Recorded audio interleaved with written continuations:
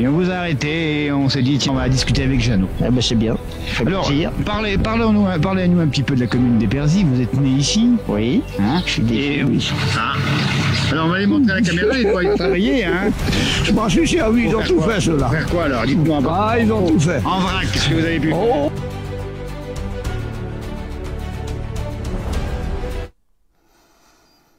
Et oui, les années à 1996 avec la place du village. Et oui, regardez, c'était notre Philippe sur son tracteur en 1996, il y a bientôt 28 ans de cela. Et oui, on va revenir en arrière justement avec les rencontres dans la campagne. Et oui, la place du village, c'est ça. Ils font toujours de belles rencontres, hein, Jean-Lal et Philippe. Et même encore actuellement hein, sur Maurienne TV, on va justement retrouver ces instants avec ce reportage, ces belles rencontres dans la montagne. On va donc aller du côté de Épersy, commune nouvelle d'Entrelacs. On va donc prendre la direction de la Savoie pour ce reportage donc de Philippe de Paris. Regardez.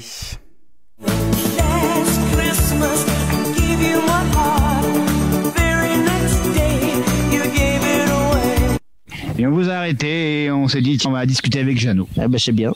Alors, parlez-nous un petit peu de la commune d'Épersy. Vous êtes né ici? Oui. Hein? Je suis né. Et votre métier, c'est quoi? Agriculteur, c'était. J'ai fait jusqu'à l'âge de 42 ans. Ouais. Et après, ça ne peut plus tourner. Je me suis tourné ailleurs. Je suis rentré aux termes nationaux. Alors ça c'est intéressant parce qu'avec vous on va voir une reconversion. Agriculteur, vous êtes devenu fonctionnaire. Exactement, fonctionnaire. Qu'est-ce qui explique ce virage? Eh ben, je pouvais plus tourner tout seul, je pouvais plus tourner, alors il a fallu que je me débrouille pour trouver une sortie de secours. Ouais. Mais quand vous dites on peut plus tourner, ça veut dire que vous n'avez pas assez de vaches? Déjà primo, pas assez de vaches, et puis pas assez, puis trop de travail pour un tout seul. Voilà. Pas moderne et tout, on n'y arrive pas à s'en sortir, quoi. Ah, vous l'avez dit donc fonctionnaire, on peut le dire au terme d'Aix-les-Bains, vous l'avez dit? Aix-les-Bains, ouais. Hein? Les conditions de travail, tiens, entre un fonctionnaire et un paysan. Oh, c'est pas du tout pareil. Il n'y a pas photo comme on dit. Non, c'est pas du tout pareil. On travaille, bien entendu. Bien sûr. Mais on n'a pas les mêmes contraintes, on n'est pas... Alors tiens, on va comparer. On n'a déjà pas de soucis quand on rentre chez nous à midi et la journée finie. Oui. Ça peut pleuvoir, neiger, grêler. Donc ça c'est important. Que paysan, si ça grêle, c'est tout saccagé. Tout à fait. Donc là vous êtes complètement indépendant du temps qu'il fait. Exactement. Et j'imagine que vous étiez paysan, vous regardiez la météo régulièrement. Ah ben ça je la regardais, oui. Et maintenant? Maintenant, pas souvent. J'ai encore téléphoné il y a 2 jours parce que j'avais du travail à faire pour avoir des renseignements sur le temps. Autrement je m'en sers pas de la météo. Je la regarde quand le soir à la télévision pour savoir le temps, ce qu'on va avoir, mais c'est tout. C'est pas pour mon travail. Hein. Et puis il faut dire aussi la retraite des fonctionnaires n'est pas la même non plus. Ah pas du tout, non. C'est pas du tout pareil. Donc vous êtes nombreux à avoir fait ce cheminement, à quitter l'agriculture ici à Épersy? Oh, Épersy, il y en a plusieurs, oui. Ah oui. Moi, j'ai pas mal de gars qui travaillent avec moi là-bas, qui sont d'origine paysanne, qui ont toujours leur petit carré de terre un petit peu, et puis qui sont là-bas au terme. D'ailleurs, nous, au terme, nous, maintenant un peu moins, mais avant, c'était les 90%, c'était tous des agriculteurs qui travaillaient, parce que dans le vieux temps, c'était des métiers saisonniers, qui ne travaillaient rien longtemps. Alors, il fallait qu'ils vivaient avec leur ferme, et puis après, ils allaient faire la saison au terme. Vous pouvez rappeler votre fonction au terme? Qu'est-ce que vous faites exactement? Je suis porteur, moi. Je porte les malades de l'hôpital dans les soins, dans les services de soins. On les dirige dans les services de soins. Vous discutez avec ces patients? Ah ben bien sûr, on discute avec. Oui. Vous êtes du genre à discuter, j'ai l'impression. Ah moi j'aime bien, j'adore ça. On vous sent jovial. C'est ce qu'on me dit souvent, que j'ai trop grande langue, mais ça fait rien. Ça fait rien. Tracteur, ça vous sert à faire tout? Ben oui. Moi, il me sert pour charrier par là. Je fais mon bois, je fais l'hiver. J'ai une fendeuse à bois. Alors, l'hiver, je fais mon bois avec. Oui. Alors, Épersy. Mais il y a un gars qui arrive, vous le questionnerez. Ah. C'est un voisin qui m'amène l'appareil, là. Ça tombe bien. Vous voyez. Alors, il tombe vraiment bien, vous le questionnerez. On va aller le voir. Bah, écoutez, on va tout de suite interroger, hein, dès qu'il va arriver.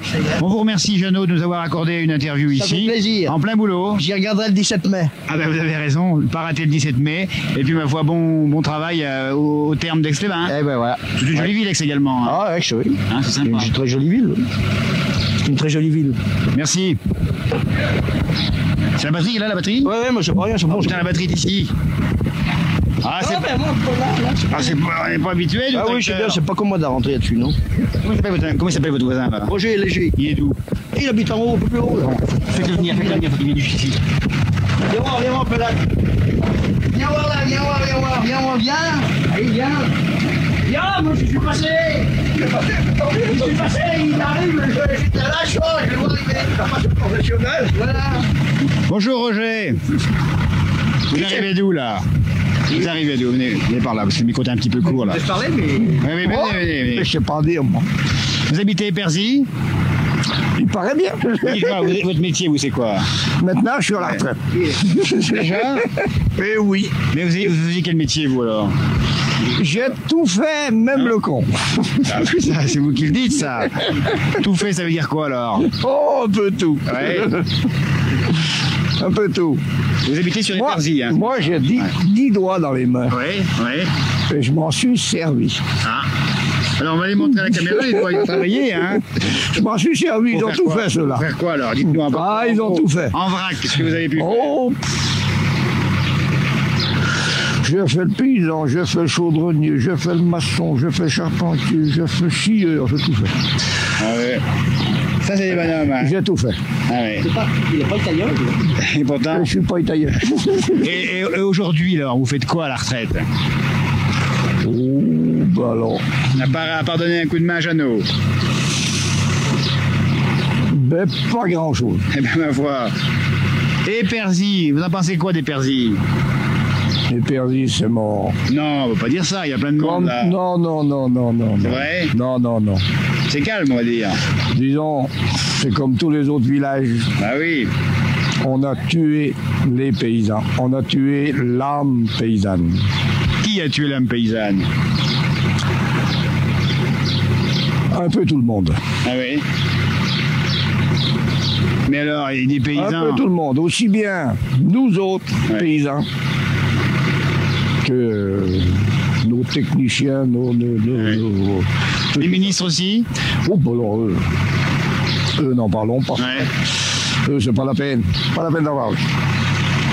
Alors, qu'est-ce qu'il faut faire, tiens, pour faire revenir les paysans au pays, comme on dit? C'est trop tard. Ah, vous êtes pessimiste, là. Je ne suis pas pessimiste, je suis réaliste. Bah, si vous le dites. Je suis réaliste. Bon, j'ai vécu, j'ai vu l'évolution de l'agriculture. Oui. Bon, on a vu les décennies qui sont passées. Oui. Le paysan, pour qu'il revienne à l'agriculture, il faudra qu'il puisse vivre. Vivre au pays, comme on dit. Oui.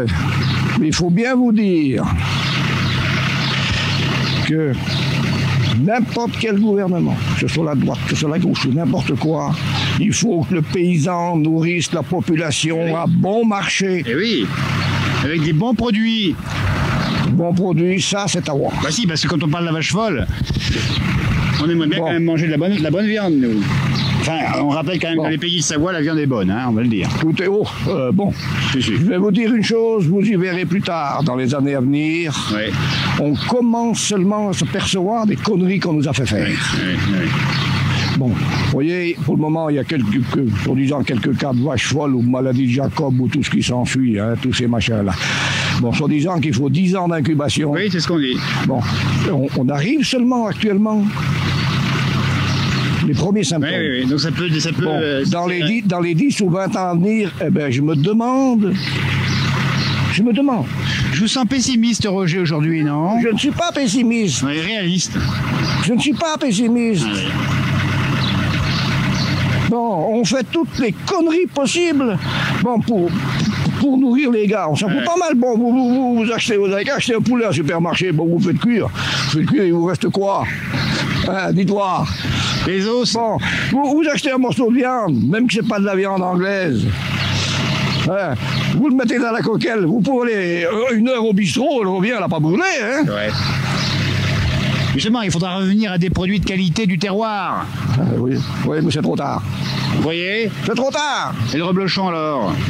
Le reblochon? Oui. Vous trouvez que les reblochons actuellement sont bons? Ah, moi, du côté des Aravis, ils sont bons. Oui. Tiens, le reblochon, maintenant, c'est de la vulgaire tome. C'est tout ce que c'est.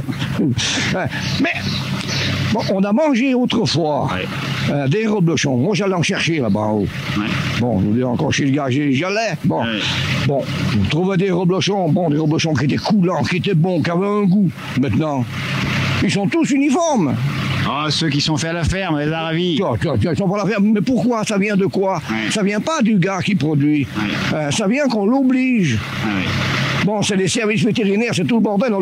Et l'Europe. L'Europe. Non? L'Europe. Oui, on verra bien l'Europe. C'est pas votre copine, l'Europe. Hein? L'Europe, oui. L'Europe, elle n'est pas faite pour nous, l'Europe. Roger, on va vous remercier pour ce témoignage. Approchez-vous un peu de ce côté parce que la caméra vous verra pas tout à fait. Ah oui, non, mais il ne faut pas non plus parce qu'il va la fausser. Non, vous pensez bien. Et puis surtout, bonne retraite. Ah ben, j'espère quand même. On vous le souhaite. Ah bon, c'est déjà gentil. Et déjà bonne journée, 1er mai. Oui. Hein? Ouais, dommage qu'on n'ait pas la maison, on aurait boire un bon rien, non, là-dessus. On le regrette aussi. Hein? Mais enfin, peut-être bien que... Non, chez Jeannot, non. Peut-être bien que... On va pas abuser des choses. S'il n'a pas la main coupée. Harvey Roger. Ben allez. Merci encore. Oh, de rien. Hein? Et rappelez-vous ce que je vous ai dit. Ah, je vais me rappeler.